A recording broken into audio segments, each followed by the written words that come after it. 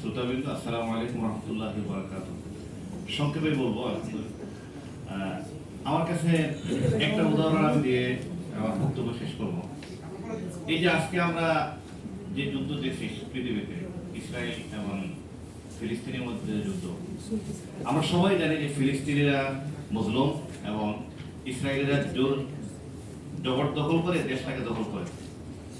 কিন্তু তারা সারা বিশ্বে, ইসরায়েলের এই এতদিন যাবত সারা বিশ্বে তারা যে এই সহকর্মীদের কিভাবে পেল, তারা তাদের লেখনের মাধ্যমে, তাদের নাটকের মাধ্যমে, তাদের সিনেমার মাধ্যমে সব সময় তারা দেখেন যে ইসরায়েলিরা খুব নিপীড়িত, তারা খুবই মজলুম, তারা খুবই কষ্টের মধ্যে আছে।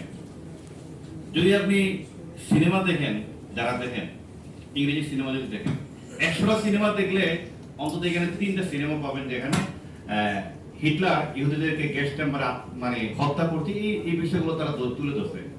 আপনি যদি উপন্যাস পড়েন, উপন্যাসে দেখবেন এগুলো লেখা আছে। অর্থাৎ তারা এগুলো লিখতে লিখতে, বলতে বলতে বিশ্বের মানুষকে তারা এটা বিশ্বাস করিয়েছে যে তাদের উপর মারাত্মকভাবে জুলুম করা হয়েছে। জুলুম কিছু হয়েছে, কিন্তু তার থেকে তো বড় জুলুম এখন তারা নিজেরাই করতেছে। কিন্তু সেগুলো কিন্তু কোনো উপস্থাপনা নেই। সেগুলোর এই যে সেগুলো নিয়ে কোনো সিনেমাও হবে না। কেউ যদি ফিলিস্তিনিদের দুর্দশা নিয়ে সিনেমা করে, যারা দুই একজনে করেছে, এই সিনেমাগুলো মানে ব্ল্যাক লিস্টেড হয়ে গেছে, চলেই নাই। এটা হচ্ছে বিষয়। সেজন্য লেখনের গুরুত্বটা বেশি। লেখার মাধ্যমে আমি খুব সহজে মানুষের মর্মমূলে গিয়ে একটা কথা তুলে ধরতে পারি। এটা হচ্ছে, যদি আপনি গল্পের কথা বলি, আমরা কাহিনীর কথা বলি, আর যেগুলো আছে আমাদের যে দর্শন শাস্ত্র বা প্রবন্ধ, সেগুলো তো আরো অনেক বড় ব্যাপার। সেজন্য আমি বলবো যে বর্তমান সময়ে, আমরা এক সময় যখন লিখতাম, পত্রিকা ছিল দৈনিক ইনকিলাব আর ইত্তেফাক। ইনকিলাবে লেখা ছাপাইতে গেলে সাহিত্য সম্পাদকের পিছনে বিরাট বড় লাইন ছিল। মানে সপ্তাহে একদিন পত্রিকা ছাপা, মানে গল্প এবং উপন্যাস ছিল একদিন, শুক্রবারে। আর শুক্রবারে একটা কবিতা ছাপানোর জন্য এমন হয়েছে, দৈনিক ইত্তেফাক আলমারি দিবাইয়ের টেবিলে গিয়ে বসতে বসতে প্রচুর বসা। কোন একজন লেখকের কাহিনী বলি আমি। তিনি একজন বড় তিনি কবি। তো তিনি গেছেন একজন সাহিত্য সম্পাদকের কাছে যে, ভাই আমার কবিতাটা এবার দিয়ে দিয়ে শুক্রবারে। উনি বলতেছেন, সাহিত্য সম্পাদক, এই তুমি বাসায় যাও, তোমার ভাবি তো বাজার করা হয় নাই, বাজারটা করে দিয়ে আসো। মানে উনি লেখকদেরকে এইভাবে তারা কাজ করাইতেন। তো ওই তিনি কবি, তিনি আবার খুব বেশি চালাক। সে বলতে, ভাই এটা আমি বাজার টাজার করে দিয়ে আসছি, এখন আমার কবিতাটা দিয়ে দিন। মানে ঠিক আছে, তোমার কবিতা যাও। এইভাবে চলতো। তো সময়ের ব্যবধানে এখন এগুলো তো লাগতেছে না। আপনি কবিতা লেখেন, ফেসবুকে দিয়ে দেন, শেষ। এবং কবিতা লেখাও না, এখন তো আরো আধুনিক যুগ। ভিডিও দেন, অসুবিধা কি? আপনি এখানে বসে ভিডিও দেন, কথা বলেন, সমস্যা নাই। আমি অনেককে বলি, অনেক ভাইদেরকে বলি যে অনেকে যে ভাইরাল হওয়া, আরে ভাই ভাইরাল তো পরে হন, আপনি তো অটোমেটিক ভাইরাল হবে যদি আপনি কাজ করেন। কাজ করলে ভাইরাল হবে, আলতু ফালতু কাজ করে তো ভাইরাল হওয়ার দরকার নেই। আপনি ইংরেজি শেখেন, আপনি আরবি শেখেন, আপনি আরবিতে বক্তব্য দেন। আমি একজন লোক সম্পর্কে বলবো, তার নাম বলবো, তাকে কেউ চিনে না। সে এই পর্যন্ত বাংলাদেশে প্রায় 300-র উপরে মসজিদ করছে, সম্পূর্ণ আরাবিয়ানদের টাকায়।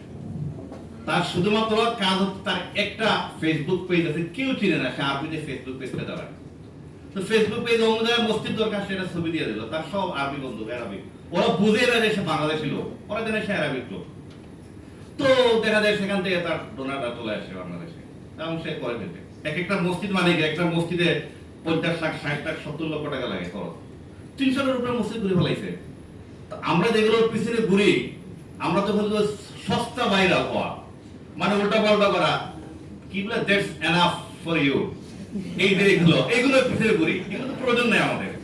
আপনি আরবি শিখেন, আরবিতে কথা বলেন। আমরা বন্যার সময় সিলেটে একজন লোক পানির মধ্যে দাঁড়িয়ে আরবিতে কথা বলবে যে এখানে বন্যার অবস্থা খারাপ, ওই তাৎক্ষণিক কাউকে পাইনি আমরা।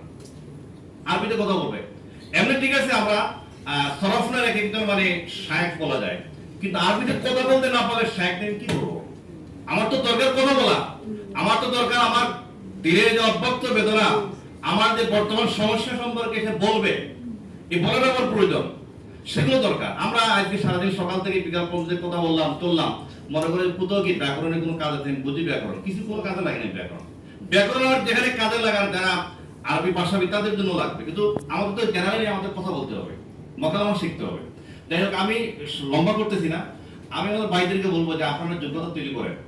যোগ্যতা যদি তৈরি করেন, যদি এই লেখক পরিষদ এটা শুধুমাত্র একটা দল হয়, সংগঠন হয়, মানে আরেকজন সংগঠন করছেন যে না আমি এটা সংগঠন করলাম, তাহলে তো লাভ নাই। আমার এখানে কোয়ালিটি থাকতে হবে, এখানে কাজ থাকতে হবে। যদি আমরা 10টা ছেলে তৈরি করতে পারি ভালো মানের লেখক, এটা হবে লেখক পরিষদের কাজ। সবাই তো ভালো মানের লেখক হবে না, খুব স্বাভাবিক। কিন্তু 10 জন যদি তৈরি হয় যে এই দশকে 10 জন লোক তৈরি হলো, তাহলে এটা আমাদের কাজ। সেজন্য আমি লেখক পরিষদের ভাইদেরকে বলবো যে আমরা এখানে চেষ্টা করা দরকার, একজন দক্ষ সম্পাদক, দক্ষ ব্যবস্থাপক যেভাবে লেখক তৈরি করেন, যাদের মধ্যে কোয়ালিটি তাদের কাছে এনে ভাই তুমি লেখো, এটা নিয়ে চেষ্টা করো, তোমার লেখার মধ্যে ভুল আছে তুমি এভাবে তৈরি করো। এইভাবে যদি কিছু কাজ করা যায় তাহলে এটা কাজে লাগবে আলহামদুলিল্লাহ। তো আমি সেজন্য সবাইকে ধন্যবাদ, লম্বা কথা বলবো না। সবাই ভালো থাকেন এবং যারা লেখক তারা লেখা চালিয়ে যান। এবং আমি আরেকটা কথা বলে শেষ করে দিচ্ছি, ইংরেজি যদি আমরা জানি, নিজেও ইংরেজি খুব বেশি জানি না, কিন্তু দেশের বাইরে গেলে বোঝা যায় ইংরেজিটা জানা খুব প্রয়োজন।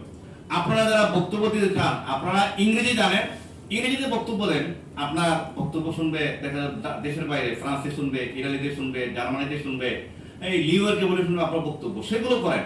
দুনিয়া তো অনেক বড়। আগের সময় আমরা ওয়াজ করার জন্য মানুষকে নিয়ে আসতাম, এখন তো মানুষ আনা লাগে না। আপনি ফেসবুক শরীরে গিয়ে একটা বক্তব্য দিবেন, মানুষ জেনে যাবে, সমস্যা কি?